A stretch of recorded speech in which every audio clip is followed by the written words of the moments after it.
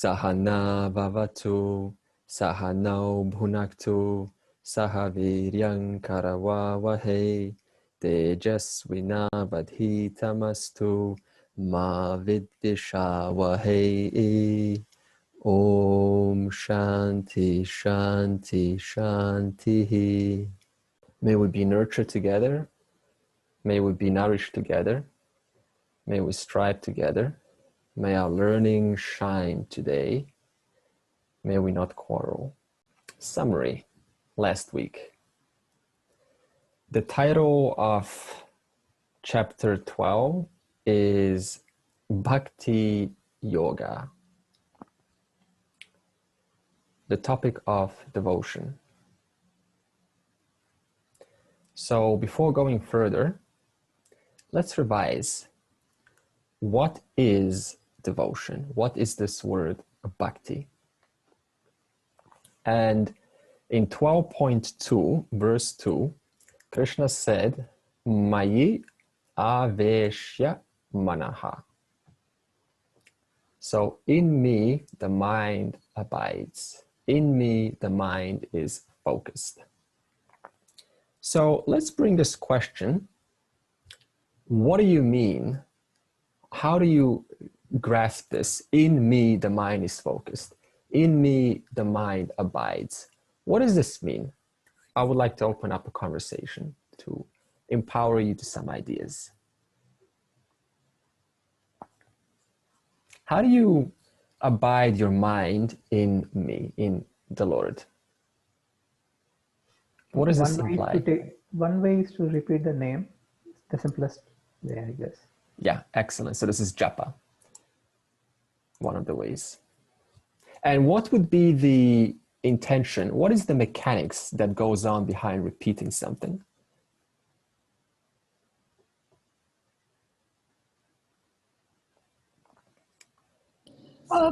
Practice. Perfect. Yeah. So you unnecessary chatting, in the mind, that stops. Yeah, good. So the mind's always going through chatter, and you're simply adding, or you're complementing it with a different kind of chatter, and that is called japa. That means the name of the Lord, which represents, at least symbolizes for you, something that it is divine. It's kind of like chanting the Australian flag or the Indian flag. Now, it's a small flag, isn't it? And yet in that flag, the entire country is symbolized. So in that same way, the person chants a japa, as Pavan was saying, and that name, which represents divinity, the entire sphere of divine, you chant, and thus it reiterates, it reminds you of the presence of the One. Okay. What else could this mean? Mayi aveshya manaha. In me, the mind abides. Abide in me. It could mean that aligning our actions to the law of the universe or Lord, or in other words, practicing the knowledge that we have gained through Shastras. Brilliant. So what Meena was bringing up was we can divide our existence into three spheres, and that is our thoughts, our words, and our actions. Our entire life is these three spheres. And we can say now, which of these three spheres can I now align, as Meena was using that word, in the name of dharma? So this means I have to discover what are the principles which sustain me in response to the environment. And this is called dharma. So this means one thing or another thing you do every day that it may be something that is not pleasant, and yet nevertheless it is something that represents divinity. For example, suppose that often you just say hello and you stop there, like, hello, how's it going? But this time you just, pause, like, hey, I'm gonna look into you a little bit for a while, just 2 seconds longer, just acknowledge you as a human being. So this, when we say namaste, in other words, I recognize the divinity in you, that very essence is also in me. So this means it may not be pleasant or convenient, and yet you still get your actions, one of those spheres, to align with those dharmic principles. And this, through the course of time, you say, what's the purpose? It also spills in everything else. It also spills with your employees. That means you start to address and communicate more efficiently with your employees. That means you start to be with them. That means you're present with the person. And when you're present with the person, is it not true they like you? Is it not true they're willing to pay more attention to you? Yes. So this means something as unrelatable as simply taking a moment longer to address one person also has a benefit across all areas in your life. Okay. What else could Mayi Aveshya Manaha? How else is this mind of ours supposed to abide in him? And developing prasad buddhi. Super.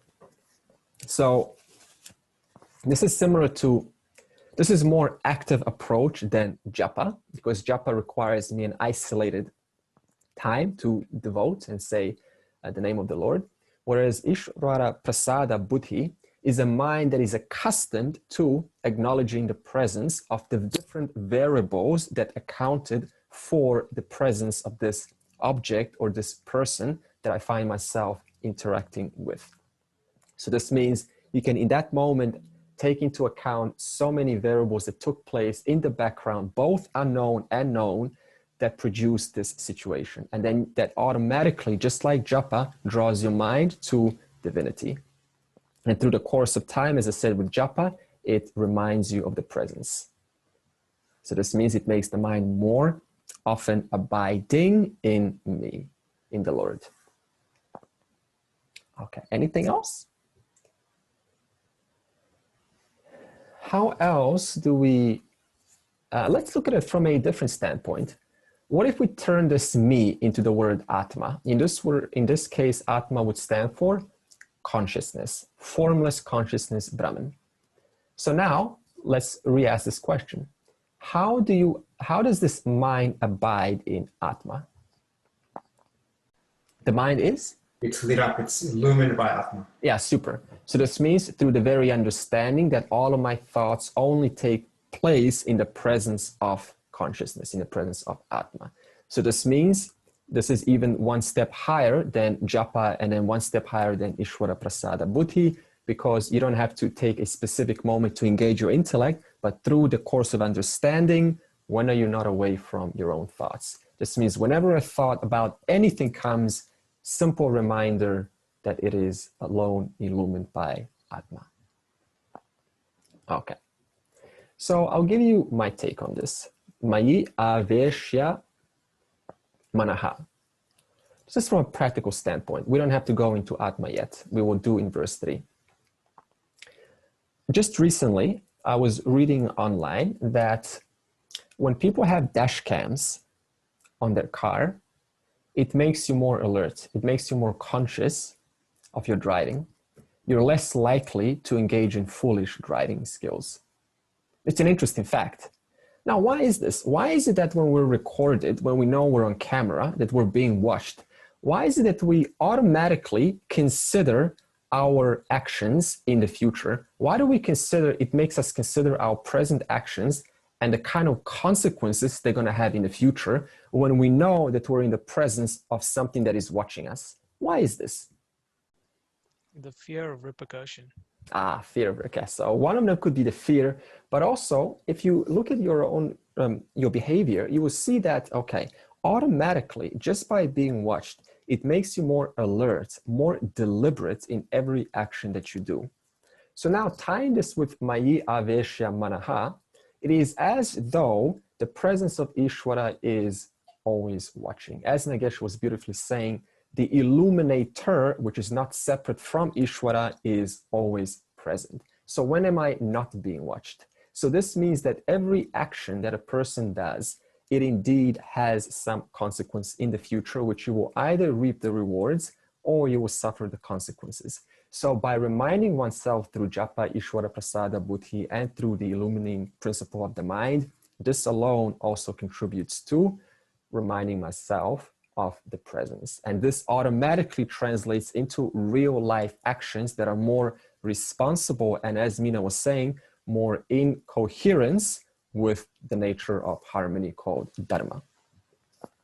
For example, if you take water inside a bowl like a square bowl. Now, what happens if you tilt the bowl? What happens to the water? Does the water tilt with the bowl, or it stays at level? The water stays at level. So this level, called horizontal, is what we could call the dharma of the water. In other words, the water will do everything possible to level itself back to its original default level, called dharma. In fact, whatever agitations the water goes through, suppose you shake the bowl, all of those agitations and shaking of the water is only in the name of what? Coming back to its dharmic state of level. That means it's equalizing itself back to its original condition. So in that same way, we can now equate this to the person. We can say that the proportion to which you are not seeking dharma, harmony with the environment, is the direct proportion to which your likes and dislikes, your personal biases, are overshadowing this principle of dharma. For example, we've seen at the Capitol Hill recently, it's very easy to go and attack and, engage in barbaric behavior and uncivilized behavior by breaking the tradition and insulting the long tradition of presidents that took place. It's very easy to do that. Why? Why does that happen in the first place? Because the person's like and dislike for one person and dislike for another person causes them to overshadow what we call harmony with the environment. Thus, you have these irrational responses that are going on in the media. So this means the proportion to which I am not seeking my level of dharma, that means equilibrium with the environment, is a direct proportion to which your likes and dislikes are dominating. Therefore, what happens? The mind ends up hankering, wandering in external objects, looking for a savior out there, producing activity in the world, creating noise. Why? Because the mind is driven by likes and dislikes. So the question now is, how do you manage likes and dislikes? The first thing that you can do is, as we said last time, you can first look into the nature of that which you have a like or dislike into. Why does a like or a dislike persist? Because we look at it only at a shallow level. We never looked into its real worthiness. What is it about this that attracts me in the first place? Or what is it about this that I don't like in the first place? When you take at least a minute or two to look deeper into this object of like or dislike, then the entire value towards it modifies in that moment. The second thing that we can do is realize that this object to which I have a like for, the liking towards it, the happiness that we get, is not in the object itself. Because if it was, then every single person in this world would have the same kind of response towards that same object. But that is not true. Only one particular person has. So this means what? I have personally given it value according to what it's supposed to mean. But is it the fact objectively? No. Therefore, it is a subjective fact that I have created through my own deliberate or undeliberate associations. So this means whatever you create, you can equally undo. So this means whatever there's a like or dislike, pulling my mind out there, creating more noise, less time for knowledge, I can equally, through my free will, undo those strong bonds that cause the mind to go outside. What else does this mean? It means that when the mind constantly trains itself to seek happiness in an object, what happens? What is the consequence of that? It starts to see that all happiness belongs to objects. It means it starts to address Atma less. But what is the true source of happiness? You, Atma.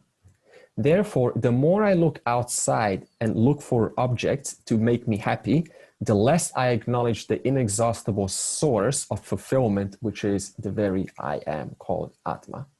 So this means we have to come to a certain point and undo this cycle. And that involves looking into the nature of the object and realizing whatever happiness I give it actually comes from myself, comes from within me. And every time you break this cycle, you're actually conditioning your mind to withdraw, to draw fulfillment, happiness from yourself. And tell me this, when are you not available to yourself? Never. Whereas the object is subject to coming and going. If it's there, you hug it. If it's not there, then you're denied the hug. Therefore, you're denied the happiness. Whereas if you just for a moment, you can still hug, no problem. But if you realize, okay, so this happiness that I feel for this person, that I have for this object, actually comes from within me. That in itself trains your mind to keep on drawing this limitless happiness, this fulfillment from Atma, whose nature is Ananda. Okay, so the original question was, what is devotion? The second part, which Krishna stated in verse 2, was Paraya Shraddhaya. So what is this?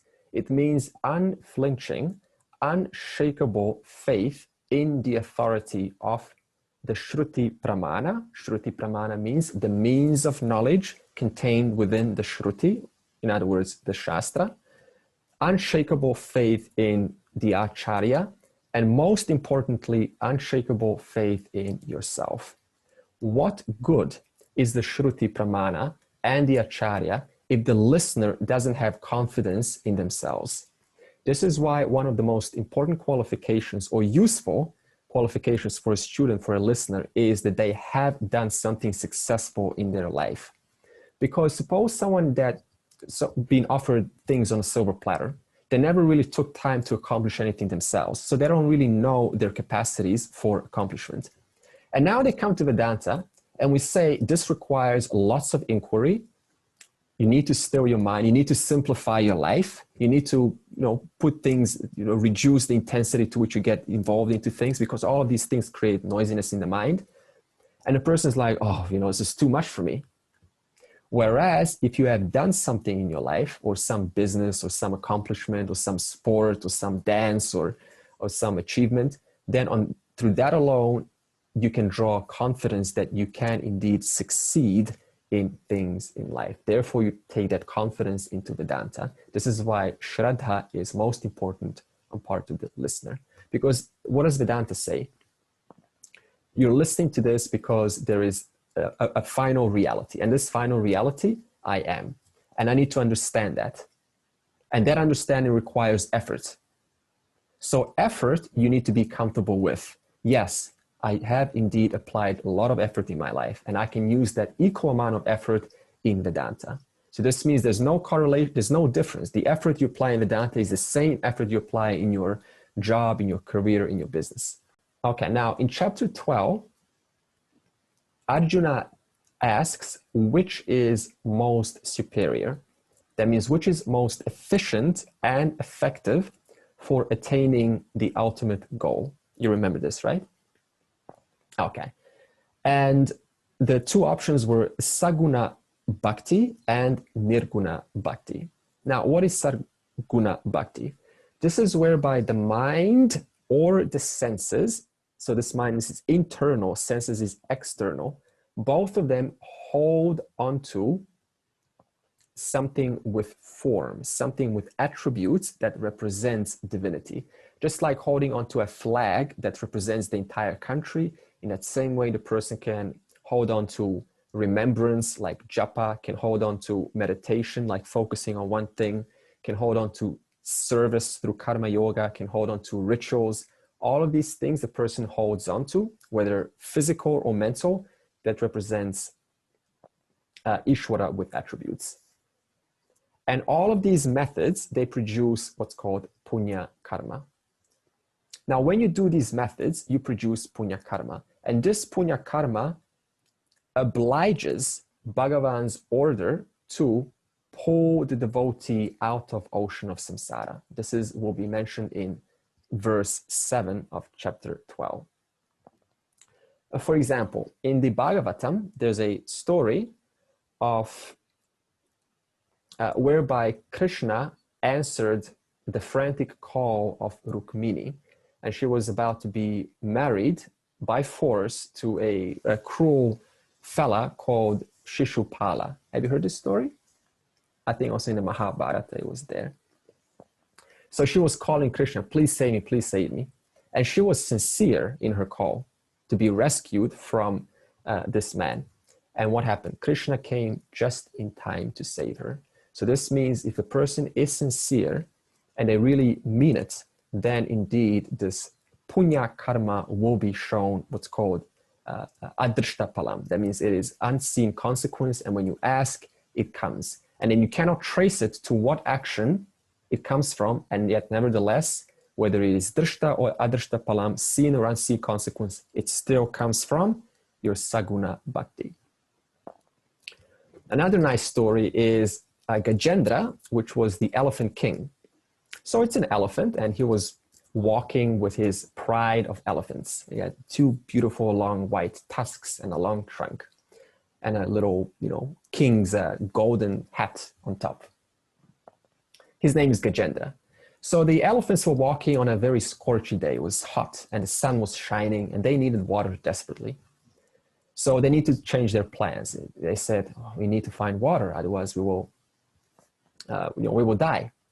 So they started walking, and they saw in the distance a beautiful pond of fresh water with petals of lily of flowers. And so Gajendra, being the king, he had the first privilege to walk over cheerfully into this pond, which by the way represents samsara. Because what is a pond? That which gives you joy, that which you find so alluring and tempting to go in and splash the water and just take comfort in. So Gajendra, not noticing the selfish alligator that was hiding in there, who was preventing anyone from coming, he was playing in this water, splashing the water, and as these fellas, his other elephants were watching on the side, because the elephant gets first chance. And then what happens? The alligator, the jaws of the crocodile, it was a crocodile, clasp onto the foot of the elephant. So what does this represent? The jaws of the crocodile, of the alligator. Attachment. Once you are inside the ocean of samsara, then it is one attachment after the other. And how much does the alligator listen when you say, please release yourself? Not very much. In other words, attachment is very, very strong. Once it grabs on, it is very hard to shake off. So Gajendra was, with all of his might, he was fighting for some hours, trying to shake this alligator off, and nothing happened.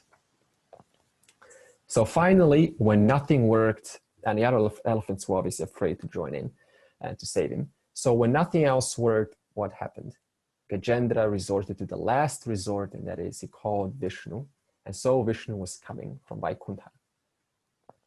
And what did Gajendra say? Please pull me out of this pond, this river. Pull me out of this river of samsara. And what did Gajendra say? Did he say, please release me from this alligator? No, he was wiser than that, because he knows if he's to be released from the alligator, what's going to happen? Another alligator is waiting, right? So his thinking was much wider. He said, please release me from the grip of Maya. Because he noticed that the problem wasn't just immediate, the problem is ongoing. And therefore his wish was indeed fulfilled, and so the Lord helped him by giving him knowledge and releasing him from the spell of Maya. And thus the alligator released. So these are very nice stories from the Bhagavatam, and you can draw a lot of symbolism in them. How, once the person is caught, they need help from either the Acharya, from the Shastra, or just what's called Ishwara Anugraha, that means Ishwara's grace. So that was Saguna Bhakti. Now Nirguna Bhakti.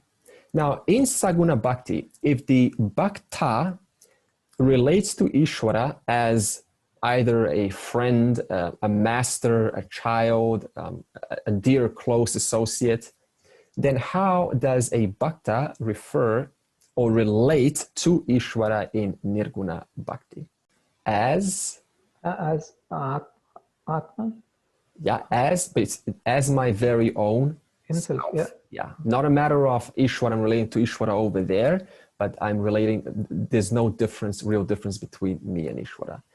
While at the same time honoring the apparent limitations of the person. This means the person doesn't put themselves above Ishwara and say, I'm bigger than this world, but addresses the fact that yes, there is an apparent person here with a certain limitation, and at least until the person is alive, but at the same time relates to Ishvara as one's very own self right now.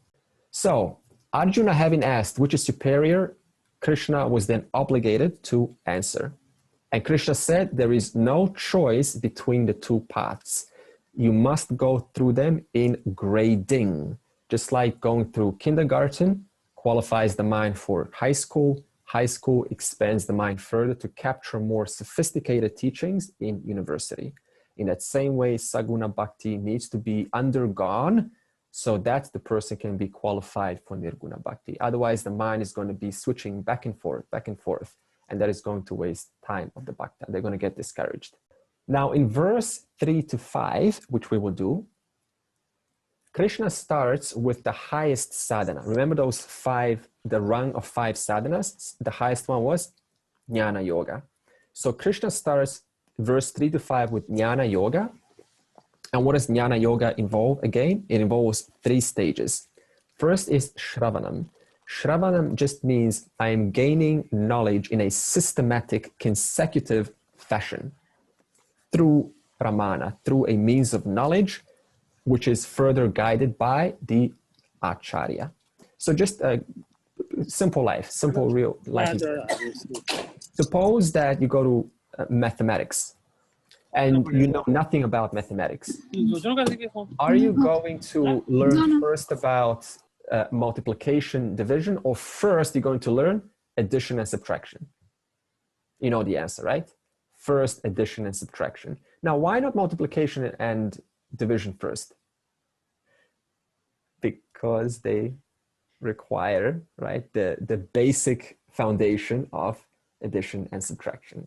Okay, so this means it is systematic, it is orderly. Not only that, but you seek a mathematics teacher. If you like him or her, that's even better. If not, sometimes in school, you just have to get through the whole process, right? So this means step 1, I am gaining knowledge in a systematic fashion, how to calculate and subtract, and thus also multiply and divide. Now, suppose you walk out with that knowledge, and now you're supposedly a qualified mathematician.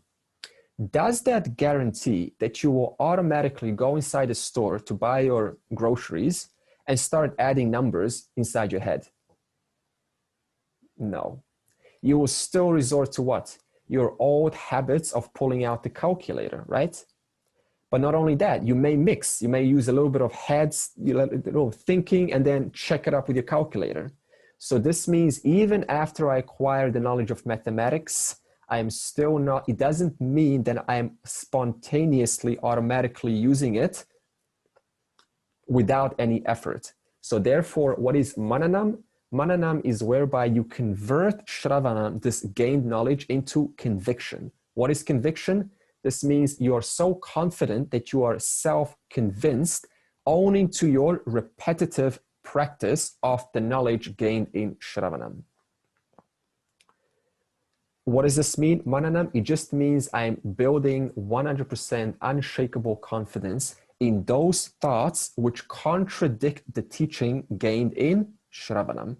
What happens is old habits will still pop up and you'll say, I don't quite see how this fits with what I'm taught, what I've been taught in the Shastra. Therefore, you take your time, your energy and effort, thought by thought, addressing them which do not give you 100% confidence. After this, not there is an after because it's a continuation, there is a stage of Nididhyasana. What is Nididhyasana? It means that even after there is 100% confidence in this knowledge, then you're clear. In fact, every time you hear it, it's like, yeah, okay, good, I'm clear. Thank you for this knowledge. It doesn't still mean that you will enjoy the full benefit of this knowledge. A dancer, for example, a dancer dancing on the stage, but what's the difference between two kind of dancers? Dancer A is sort of just doing it mechanically, and they're good. And dancer B is equally good, and they are having fun. What's the difference? The second one's a simulator that's got more passion. Yeah, okay. So obviously something is going on in their mind. That means they're more freer in themselves. They're more free in relation to themselves, but also more expressive. Now, what makes a person more expressive, more joyful, more free to be what they have assimilated in Mananam and also learned in Shravanam?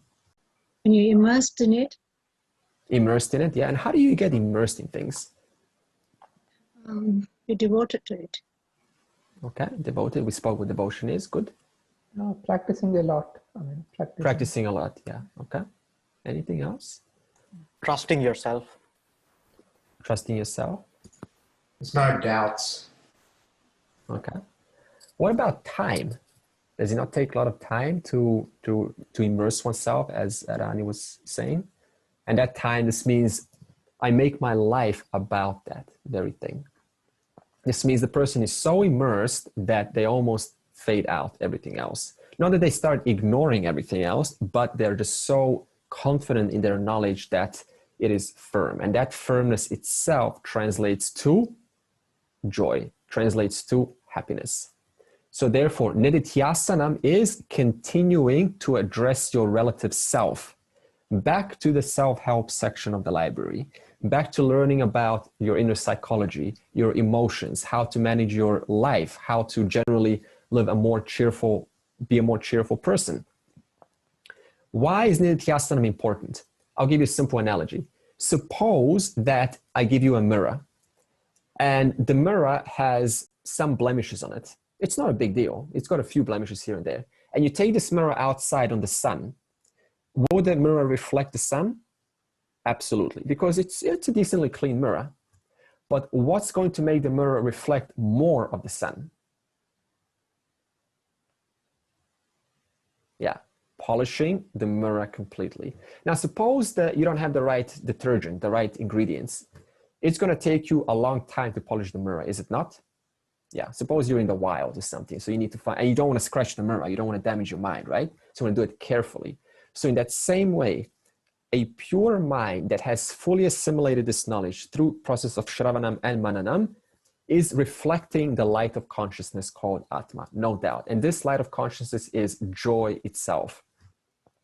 However, owing to the old conditions that we've carried on from childhood, from those very hard, deep ingrained notions, they still contaminate the mind and they still stay as little blobs.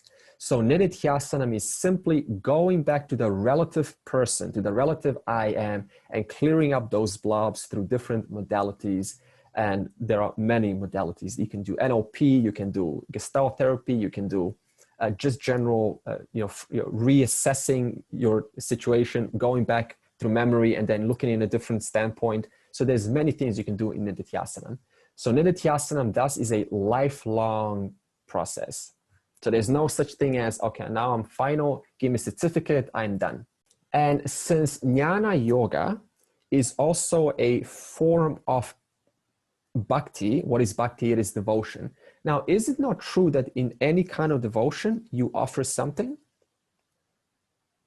Like with Saguna Bhakti, you offer your time, energy, and effort. And what could you be offering in Jnana Yoga, Nirguna Bhakti? Are you surrendering the personality? Okay. So the other way, okay. Attention?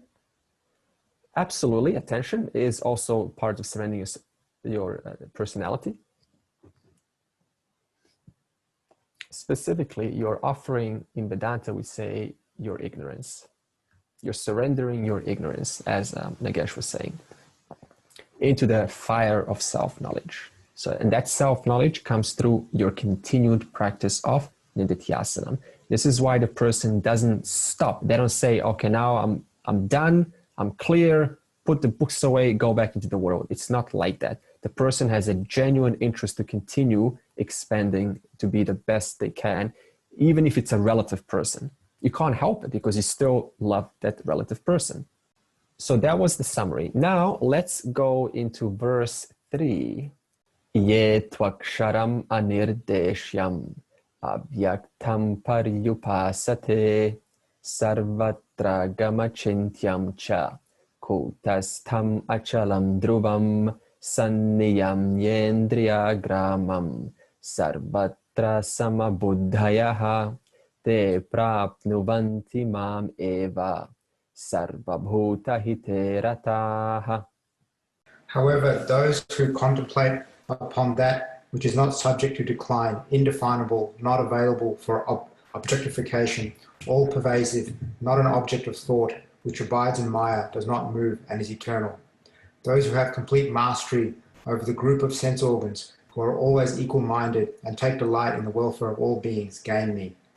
Alternative meaning: having complete mastery over the group of sense organs, only those who are always equal-minded and take delight in are disposed to the welfare of all beings gain me. Now pause and go down to page 133.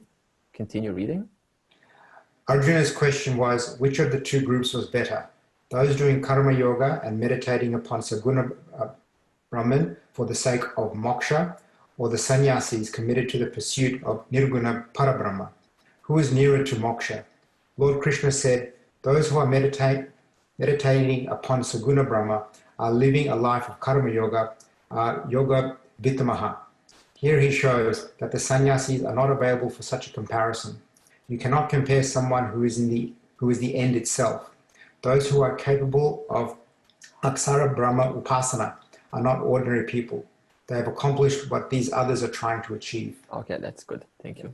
Here Krishna says, the others, that means the Nirguna Bhaktas, follow Jnana Yoga, contemplating on Nirguna Brahman by the process of Shravanam, Mananam, Nididhyasanam.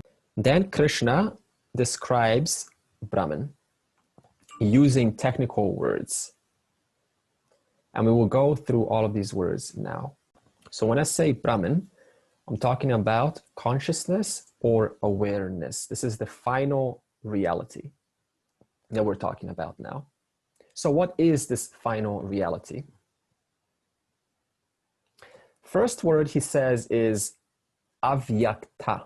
So this means Brahman, the final reality, is not perceptible to any of the 5 sense organs, nor to the mind. What are the 5 sense organs? Like, it cannot be seen, it cannot be heard, it cannot be felt, it cannot be tasted, nor through the mind. Now, before talking about both, let me give you nice categories of both of them. There are 2 kinds of perceptions. There is gross perception and there is subtle perception. Gross perception is whereby, for example, you touch something now and you feel it.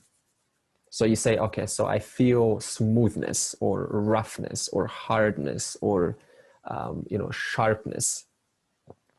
Or, I see color or form or shape or size.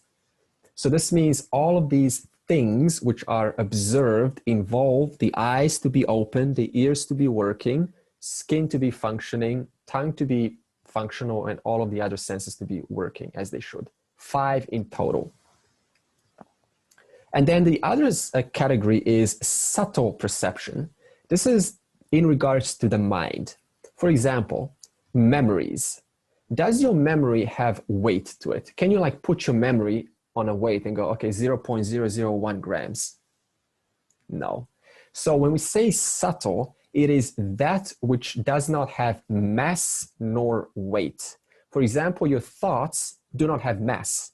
And even if you see the brain activity, the brain is going to light up. You say, well, see, there is some activity. But that is pertaining to what? The physical brain, the Annamaya Kosha, the Stula Sharira, the physical body. You cannot see okay, so there's a car there, it's red color, and the person's going inside the car, and all of those other little memories. It's not going to be seen in brain activity. So this means when we talk about memories, pain, pleasure, can you measure pain? Can you put pain on a scale or give it weight or mass? No. Emotions, closeness, you feel close to someone. Can you measure that? Can you put that on a scale? No. Injustice, that's another emotion. Thoughts, intuition, all of these perceptions belong to the order of category called your mind. The Sukshma Sharira in Sanskrit, in other language called the Antahkarana, your mind. So in both cases, you're able to pinpoint whether it is gross or subtle. You're able to pinpoint your memory, you're able to pinpoint your intuition, you're able to pinpoint an amazingly high state of an expanded awareness, as they call it, right? So you're able to pinpoint all of that. Why? Because it belongs either to the mind or to what the senses are perceiving. However, this is not possible with the word avyaktam. It is beyond both gross and it is beyond both subtle. Not that it's beyond, but it is the truth. It is the very content of what is being perceived. In other words, avyaktam, in other words, Brahman cannot be turned into an individual object of knowledge. For example, this is an object called bottle. You can see it, you can touch it, but also if I remove it, you still have a memory of it. It is still perceived through the mind. So this means in both cases, it is an object of knowledge. Whereas avyaktam means I cannot individuate Brahman into one particular object in the mind, as a feeling, as a thought, as an intuition, as a samadhi, as a nirvikalpa, or any of those other perceptible, subtler forms of what you would call extremely expanded state of mind. Then achintayam. Brahman cannot be conceived by thought. Why not? Because we just said, where does thought happen? In the antahkarana, in the mind. And it requires a time to it also. This means one moment you're eating, next moment you're having a thought. This means it wasn't there just a moment ago and now it is. So therefore, Brahman cannot be conceived by any thought, no matter how subtle that thought is, because it can be made into an object within the mind. Rather, how do we then understand Brahman? Brahman is the very content of every thought. Just like, for example, the content of every ornament thought is the one gold. In that same way, in the presence of I am, in the presence of my existence, the mind can conceive thoughts. So you say, well, where is Brahman? Everywhere. Is it in one particular thought? No. But it doesn't negate the fact that Brahman is also that. So this means even though Brahman is everything, you cannot individuate the final reality to any one particular object. Because then you're going to say, well, what about something else? So that is why we cannot put Brahman into any into a conceptual reality. So the question now is, if the final reality, which you are right now, if it cannot be thought of inside the antahkarana, the mind, then how am I supposed to know Brahman? How I, the mind, am supposed to know Brahman then? Neti. Okay, sure. So we've got negation, and the negation is a certain tool to arrive. Then, okay, then what is left? What is that which remains even throughout the entire negation? And then you come to the conclusion. Okay, so it must be the presence, which I am. But how else can the mind know Brahman?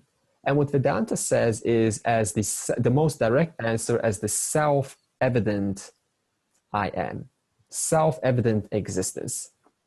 The I am who is never not present to my life.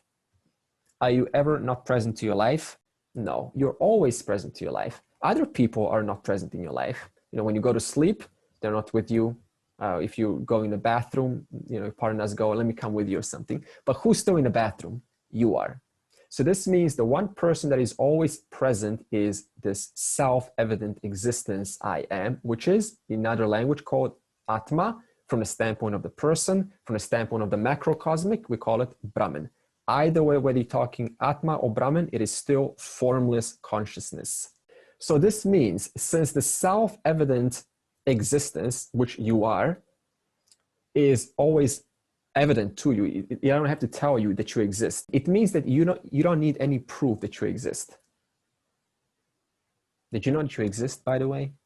You say, I don't need to know that. I already know that I exist. Thank you very much. Let's change the topic. Let's talk about something more interesting.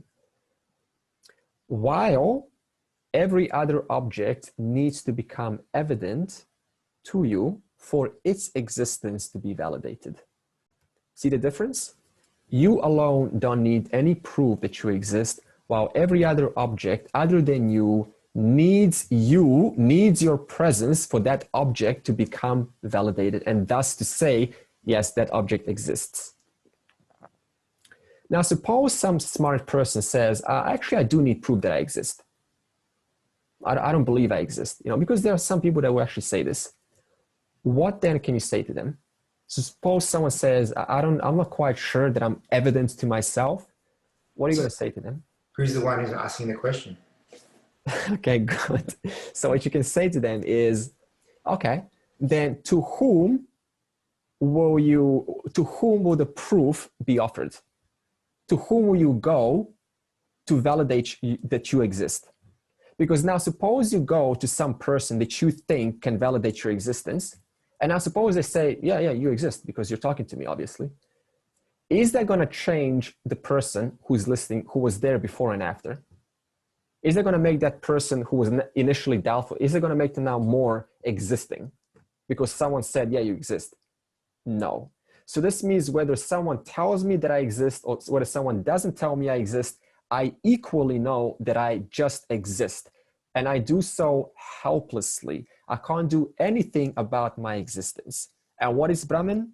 Sat Chit Ananda, which means existence itself. Therefore, you thus must be the very same final reality, because you don't have to do anything about the fact that you just exist. Yeah, sure, there are thoughts, there are emotions, there are memories, there are perceptions, but all of those only get their glory in the light of you, in the light of your existence. Therefore, that existence, in the presence of it, everything else thus gets illumined, gets shunned to be validated. So what does this mean? It means that Brahman is not an object of thought. It cannot be thought of, but rather understood as the very subject. The subject who is being mistaken for something else. That very subject that says, oh, I am other than Brahman, that very subject who is saying that is Brahman. And so what does the subject have to do? What does the person have to do? They have to simply own up to the fact that the very doubter is Brahman. Never mind the doubt, because the doubt is still a perception in the mind. But who's illuminating that perception? Your very helpless existence. And that existence is this final reality that we're speaking of. Okay, so what does this mean? It means that even though Brahman, which means consciousness, cannot be perceived by thought, as we just explained, the irony is only thought itself, which is opposed to ignorance, has the power to reveal Brahman. Because if you think about it, Brahman can't remove ignorance. Why not? Because Brahman, and okay, what is the logical flaw if you say that Brahman can remove ignorance? Suppose you say Brahman, the final reality can remove beginningless ignorance. What is the logical flaw with that? That means it's got a beginning, but it doesn't have a beginning. Okay, good. That's one way. Okay, what else? Brahman cannot be a karta. Excellent. Okay, so Kritika just said that Brahman has no power to do anything. Brahman simply illumines whether it is knowledge or whether it is ignorance. What's more, what I wanted to say really was, if Brahman could have removed ignorance, nobody would be ignorant, because everything is Brahman already. Therefore, the only principle in the universe that can remove ignorance is a thought that opposes my ignorance of myself as Brahman. And that opposing knowledge is what we call Jnana Yoga, which we are now studying in verse 3 and verse 4 and also verse 5. Okay, next term is anirdeshyam. It is not describable, this reality, by words, because Brahman is the very nature of all experiences, all objects, including the very I right now. To describe something is to give it a name. To give something a name implies it is a form that is within boundaries of time and space. Therefore, I cannot name Brahman because then I'm putting it into another name form. Then I have to address, what about these other names forms? Then the question now is, if Brahman cannot be described through words, then how does Shruti Pramana, that means the means of knowledge, what is Shruti Pramana? They're Shabda Pramana, that means they're a means of knowledge through words. Then how do they reveal Brahman, since they do it through words? And yet we just said that Brahman cannot be revealed through words. One of them is what we call implied meaning. Okay, what is implied meaning? Suppose your close associate or someone that you love says to you, you know, they walk into your garage and they say, you know, you need to make more space in your garage. Are they actually saying you need to go outside, put some space in a plastic bag and you need to like extract that space inside the garage? What are they saying? They're implying you need to organize your stuff, right? You need to put them into shelves. You need to, Aran is laughing, okay, I know why. You need to put things in a proper order. That as though gives more space. But are you actually giving more space in that garage? Are you actually making more space? No. The space before and after is exactly the same. The consciousness illumining the mind of ignorance and illumining the mind of knowledge is exactly the same. What is the only difference? I rearranged the stuff in my garage. I put things that were denying the reflection of the light of consciousness. Thus, I could not know myself. Thus, to organize one's life, one's mind, one's thoughts, thought by thought, as we discussed earlier, is thus to make as though more space in one's garage. But you're actually not making more space. You're just simply revealing what was already true all along. Because we already said Brahman is always true. It is always present. Now, what about in terms of the Mahavakya Tat Tvamasi? What if I say to you, Tat Tvamasi, you are that? What is the direct translation of this? Oh, okay, so I am that reality which is being talked about. So this means I, the one that's pointing, am not that. So I am that reality over there in the Shastra that's being talked about. But what is the implied meaning of you are that? I don't know, like you are the one that you are seeking. Yeah, so you are the seeker are the sought. In other words, I am that because of which this relative person is listening right now. I am that because of which this mind is processing these thoughts right now. Because if I wasn't existing, then who would be there to verify or to validate the emotions and the thoughts that are going on in the mind right now? Thus, I am that. But it's not like you're referring to that over there. You're actually, when you say that, what comes to mind? All of the knowledge in Shravanam and Mananam in that moment when you say that. What does this mean in reference to I, the one who wishes to know myself as the final reality? It means this. Because we said already, Brahman is everything. It means what? Brahman is everything in the past, in the present, and in the future. So this means in the stage of ignorance, whatever I was there has to be the same I that is true right now, even after knowledge takes place. Because how can you say Brahman was less in the past and now Brahman is more? So this means I in a stage of ignorance, thus has to be the exact I in a stage of knowledge. That's why when we say moksha, liberation, it just means I have removed ignorance that was denying me from knowing that I was already whole, full, and complete all along. Nothing changes with the person, exactly the same. So therefore, the I that is attaining right now has to own up to the final reality. When? Tomorrow? No, right now. Because we just said, Brahman is everything in the past, present, and the future. So what's the point of waiting tomorrow and going, oh, I wish I attained moksha somewhere tomorrow? It's an understanding that Brahman is always true. Therefore, how can I not be that right now? Now, suppose you don't understand this. What's going to happen then? Suppose you don't understand that you are Brahman right now. Then a spiritual marketplace gets opened.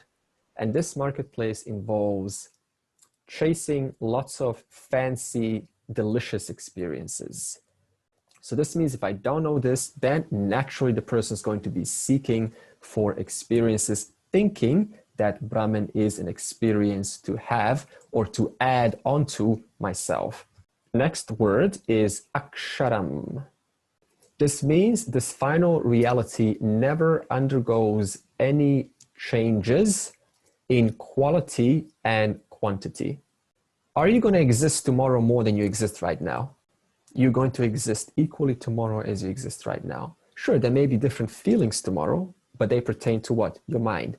But you, the presence, the existence will be exactly the same.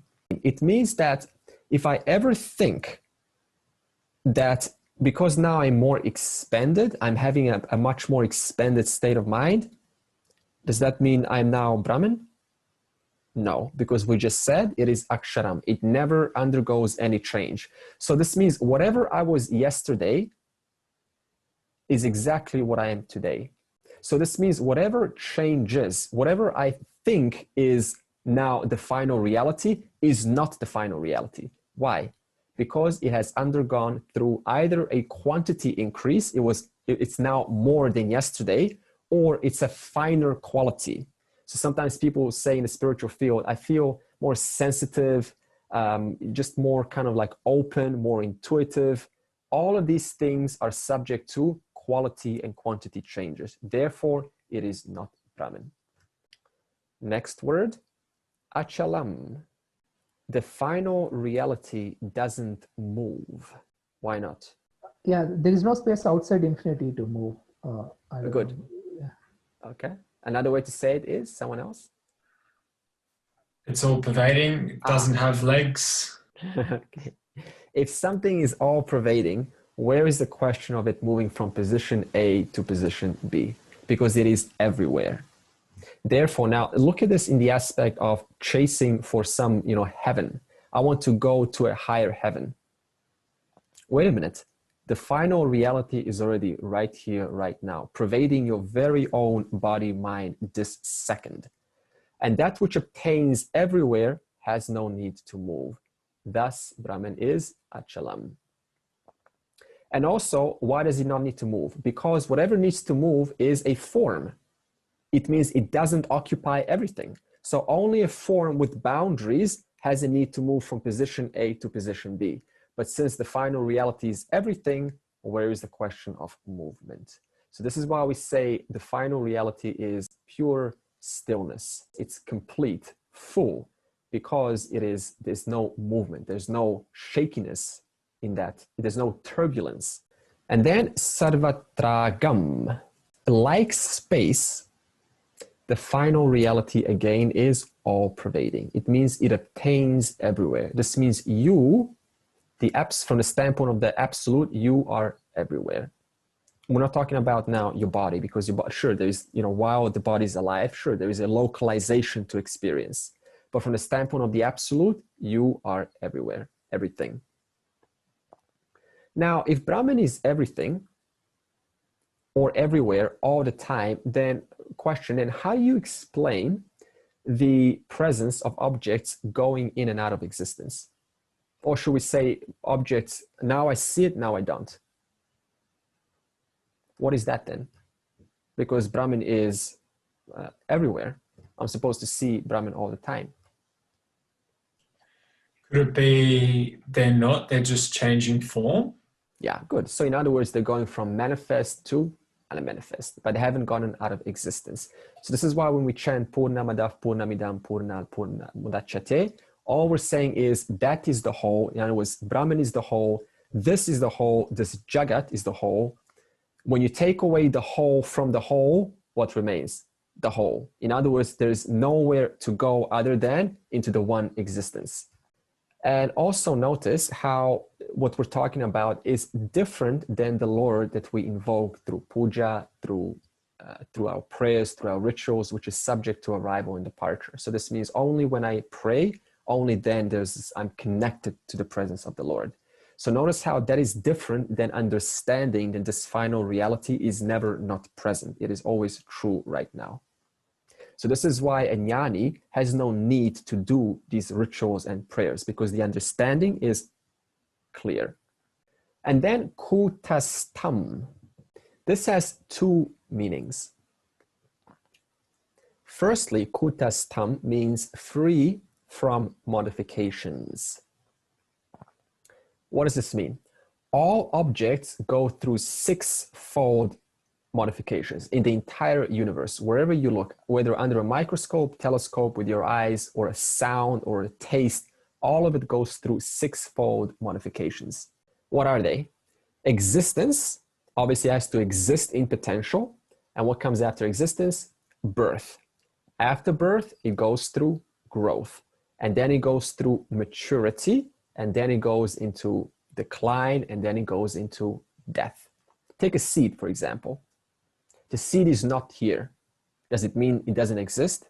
No, it just means it is yet to be born. So it means it remains in existence, in potential.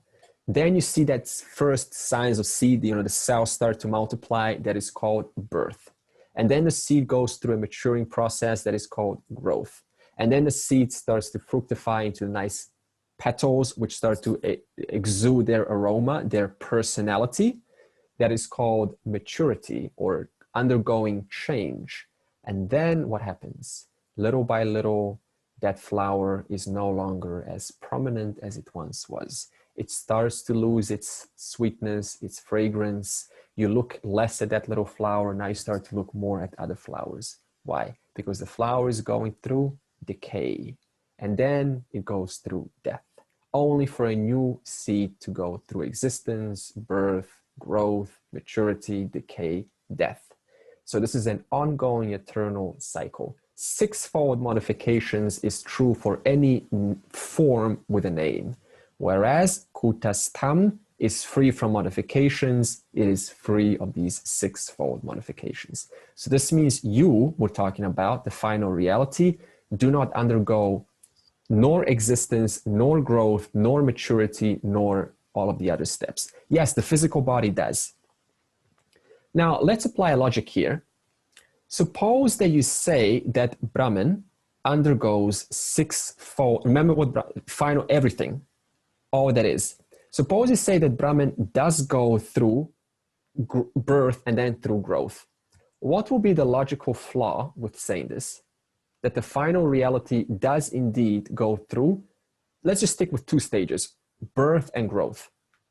Yeah, it is Upadana Karna and Nimitta Karna of everything. So, I mean, birth itself is like a contradiction of the definition. We can't use that, right? It's limited if it's able to change or modify. Yeah, okay. So this means if it's limited, then it can no longer host anything prior to its latest stage. So suppose its latest stage is now growth. Then can anything else in the universe undergo birth? No, because Brahman was birth and now the final reality is growth. So this means if the final reality changed, then there will be no such thing as birth in this universe. Nothing could ever be born again, which is a total contradiction because we constantly see things being born, coming and going. So this thus means the final substratum that everything else rests on has to thus logically be free of six-fold modifications. If it wasn't, then nothing could go through the six-fold modifications. The second definition of kutastam is an anvil that is used by a blacksmith. What does an anvil do? Oh, it flattens, provide a flat surface. You hit on it multiple times and it flattens the surface into something smooth. Okay. Anvil strong. Yeah, anything else? It changes the shape or, the shape of the object. Good. So Ramita said, because of the presence of this anvil, the hot iron that the blacksmith strikes on with force, with power, the blacksmith is able to thus sculpt the rods through different shapes and sizes only because of the presence of the strong support called the anvil, which doesn't change even though these hard impacts are constantly causing the change of the object which they are impacting upon. So this means the anvil is in that same way equated to the final reality, which no matter how much hitting, no matter how much impact, how much changes are sculpted by this force of Maya through the three guna shakti, that reality itself stays completely intact. Thus, we have this anvil and blacksmith beautiful metaphor. So this means that for any change to take place, you need what? You need a changeless substratum. For example, the person, you, observes your own body-mind going through changes, no doubt. Now go back to the anvil example. Suppose you're watching a blacksmith and they're constantly hitting hard and sculpting this piece of iron on this changeless anvil. What does this mean? There's two components involved. One of them is undergoing change, but only because of the presence of the unchanging principle. In that same way, the person observes their life undergoing 6 changes in respect to the body and the mind, and yet something thus, by the mere virtue of observing, must survive the 6-fold modifications. And what is that? The very final reality, which is, as we discussed, changeless, and it doesn't modify in quantity nor quality. If it did modify in quality and quantity, then you have no reference to how much you are changing from yesterday, because yesterday everything was so much different than it is today, and you have a very clear perspective of what is what. Another way to explain it is, suppose there's an employer, and the employer is at a workplace and watches the morning employees coming and then going. And then that same employer watches the evening employees coming and going. And then what is the employer going to say? Since morning to evening, I saw morning employees and I saw evening employees. Why does the employer say that? Because the employer remains the witness to the changes of the employees in the morning and to the evening. If you change the employer, could such an observation be made? No. So this means you need the one witness in whose presence I can validate the morning and the evening. Just like when you wake up, you're constantly validating your mornings and your evenings day after day. Not only that, but you're validating what? You, the employer witness, are validating your various employee roles as a father, as a writer, as a singer, as an artist, as a cook, as a lover, as a sleeper, as a reader, constantly witnessing your little roles of employees. And that employer, thus, is this final reality. Okay, summary so far. Brahman is imperceptible, avyaktam, inconceivable, achintayam, indescribable, anirdeshyam. Now the question is going to come, how can the mind meditate upon this imperceptible, inconceivable, indescribable reality? Suppose it all just sounds kind of not quite sure. What Krishna states is one needs a prepared mind. Now, what is a prepared mind? Krishna now answers this in verse 4. Krishna here states 3 qualifications for the mind to be able to meditate or to discern this reality that we're speaking of.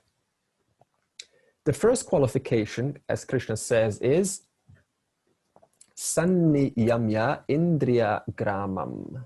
Qualification 1 is Dhamma. What is Dhamma? It is the discipline of what information enters your 5 senses. For example, right now, you can put your entire body consciously in front of an action movie, with lots of scenes and nudity and violence. What's going to happen tomorrow? You're going to carry the trail of that movie that you watched today. And that trail tomorrow is going to not only stay there, but it's going to cause or direct the kind of thoughts that you have tomorrow. And that is enough to distract you onto a coherent path that resembles what you saw in the movies. Thus, the person already starts to get sidetracked by simply watching one simple movie. So this means by controlling or disciplining what I expose my eyes to consciously or my ears consciously, that in itself serves as a purifier of the mind. Because all of these senses, what you hear, what you see, the point is it is not just a matter of seeing it, it stays, and it stays sometimes for weeks, and that is enough to divert the person's attention elsewhere, thus make them less likely to study, to engage, to inquire. It is also Dhamma controlling your 5 organs of action. One of the most important one is, if you want to look at the most important, is your Vak, your speech. Is it not true that speech alone has the power to unite or divide? Very much. You've seen it recently in the politics. So this means through the speech alone, the person becomes deliberate and intentional.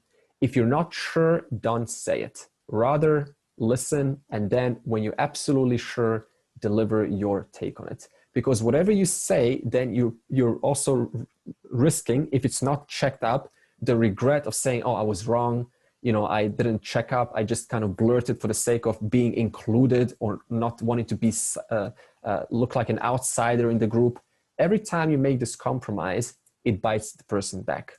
So this means the person becomes wise. And what is wisdom? Speak when you're absolutely sure that it is correct, it is verified, it is researched, and you have some authority on the basis of your time being spent in that subject area. What happens today? Most of the conversations are just blurting things out without actually verifying the strength or researching into the subject matter. So this means control the 5 organs of perception, but also to what your hands grasp onto, to what your speech, how your mouth opens, and so on. Qualification number 2 is sarvatra sama buddhayaha. This is in one word, shama.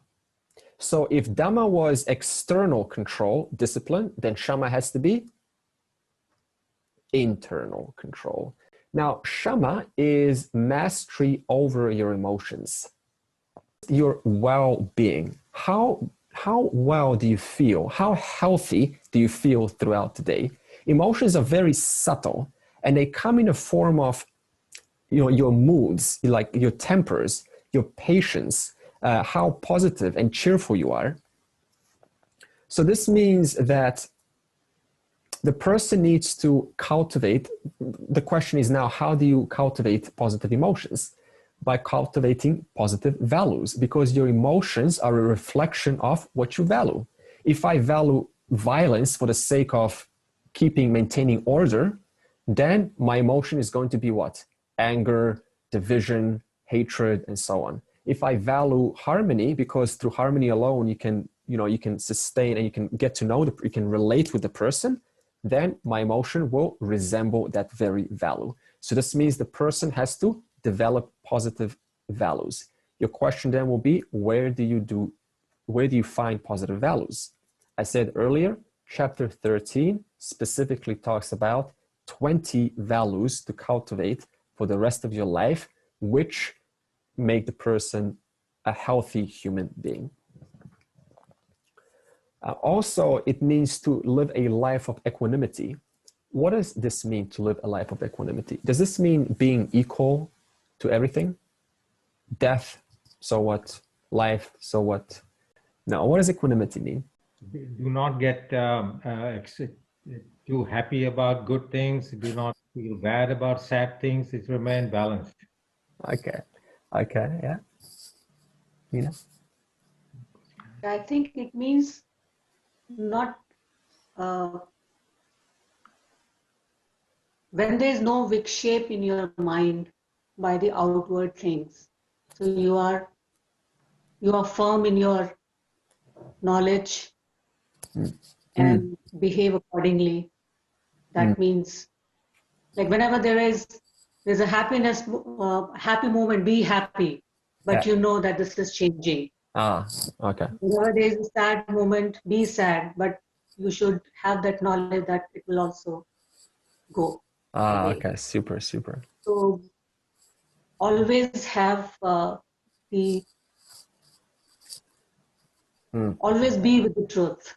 Yeah, okay, good. So in other words, don't get too carried away, also as Arun was saying, with positive or negative news, because hey, it's fleeting, it's passing, but it doesn't mean don't enjoy it while it's going on, because then life becomes dry and boring and not worthy of remembering in your last days.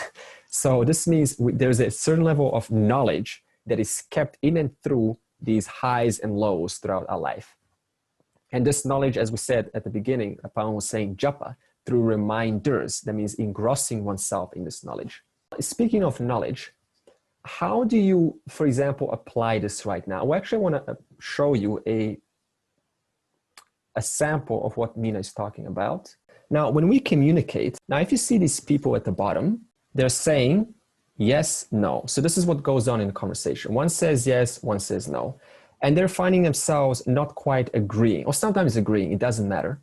Now, all the person really knows is this known region, and this is called, SB just means subtle body, your mind. So whatever you talk about, you know immediately. So this means my immediate thoughts are present, therefore I express them. But what Meena is really saying is you're having a much larger awareness, alertness to what is really going on behind all of my words, behind all of my actions. For example, see this unknown region? So this is all that we don't know. So here you have CB, this means your causal body. This means the body of all of your vasanas and your samskaras. So this means whenever we speak, we're only aware of this, and yet we completely ignore the fact that our very own habits from lifetimes ago, or even in this lifetime, can be contributing and thus causing me to say no or causing you to say yes. So if I don't have knowledge of my causal body, then I fall for having a strong investment in either a yes or a no. Furthermore, we can go even one step behind. The causal body is further modified through the 3 gunas. So for example, if you're living in an environment that is more rajasic, more active, then that very raja guna is going to also modify the kind of output that your causal body is going to deliver to your subtle body, the mind. And that too is going to modify the kind of conversations that we have. So this is just one example, as Meena was showing us, and I'm glad she reminded me, otherwise I would have not shown this diagram. Okay, so that was the communication chart. That's what's going on in the background while you and I are speaking. Qualification number 3 is Sarva Bhuta Hite Rataha. This means commitment, or a person that is committed to the well-being of all creatures. In other words, the person is interested in advertising harmony, not only in their house, but also the moment they move out of their house. So this means the mind becomes sensitive to others' difficulties and pleasures. This is called a sensitive mind that is developed through refinement of your previous sadhana. This is why we, for example, have the final prayer, Sarve Bhavantu Sukhinaha. That means may no one suffer, may all be free from illness, and may all of us shine.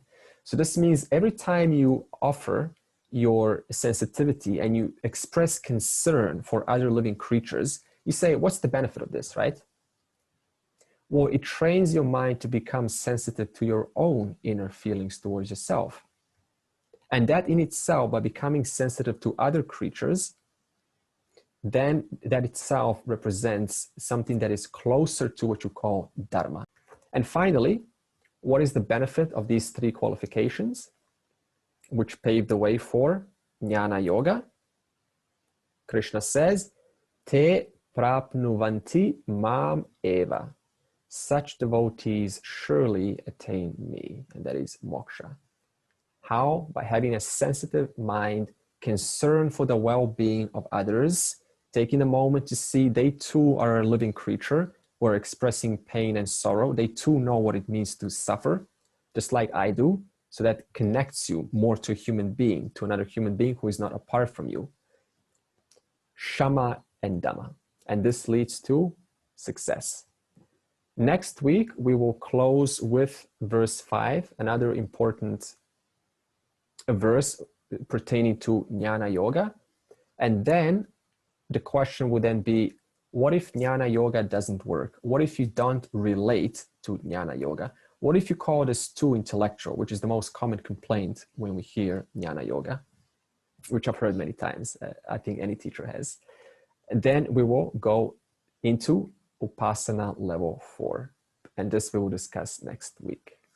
I couldn't understand what exactly Vedanta means by consciousness illuminating the thoughts. Sure. Okay. Right now, you're inside the room.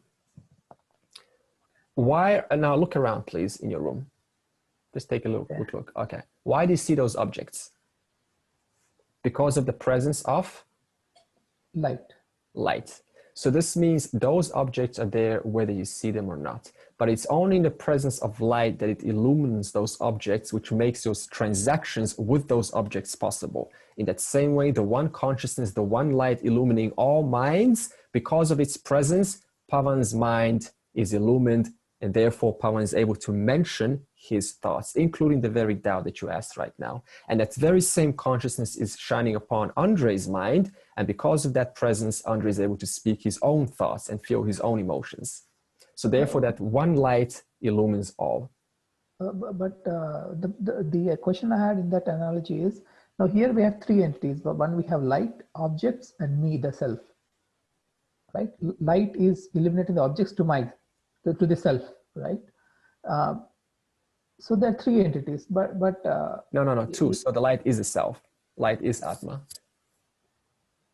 So yes, Atma, the light, is illumining Pavan, the body, mind. To whom? To whom? To yourself. Because what is Brahman? Awareness. Okay. So in other words, who is the one that is capturing what is being reflected? Is that's what you want to ask? You are. Your existence, because we explain you exist. In the virtue, in the presence of your existence, everything becomes awared. Everything becomes illumined as a form of sensations in the body, as a form of emotions, and even doubts in your own mind, which you're now asking, only because that one light, that one self is illumining your very mind right now. Okay, but my confusion is still existing. Like, so the consciousness is illumining the thoughts to me. That's what I always understand. But the consciousness and me are supposed to be the same thing, right? The Atman and Brahman is supposed to be the same. Mm-hmm. So if the Brahman is illuminating the thoughts to the Atman, that's where I'm confused. Brahman is illuminating thoughts to the Atman. No, Brahman and Atman just means one same consciousness. So it's like this: consciousness from the standpoint of illumining one single individual's mind is called Atman. Consciousness illumining the entire universe is called Brahman.